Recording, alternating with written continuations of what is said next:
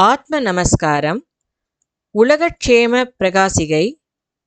தலைப்பு ஈஸ்வர தத்துவம்.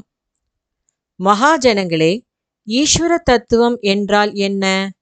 உலகத்தில் ஈஸ்வர தத்துவத்தை பற்றி பேசாதவரோ கேளாதவரோ இல்லை.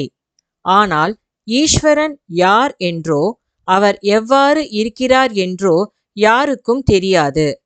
அவ்விதம் இருக்க ஈஸ்வர பூஜை என்னும் பெயரால் பலரும் பூஜை, யாகம் முதலிய சடங்குகளை பல முறைகளிலும் நடத்தி வருகிறார்கள்.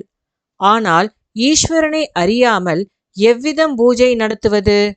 அவ்விதம் நடத்தும் பூஜைகளுக்கு பலன் உண்டா? ஈஸ்வரனையோ ஈஸ்வர தத்துவத்தையோ அறியாமல் பூஜித்தால் நமக்கு எவ்வித பயனும் கிடைக்காது. உதாரணமாக, நமக்கு ஒருவரிடமிருந்து ஒரு காரியம் நிறைவேற வேண்டுமேயானால் அவரை அறிந்து அடிபணிய வேண்டும். அப்பொழுதுதான் அவரிடமிருந்து அக்காரியத்தை நிறைவேற்ற முடியும். அவ்விதம் இல்லாமல் அவரை அறியாமல் அடிபணிந்தால் அது ஆபத்திற்கு தான் இடமுண்டாகும்படி செய்யும். ஆத்ம நமஸ்காரம்.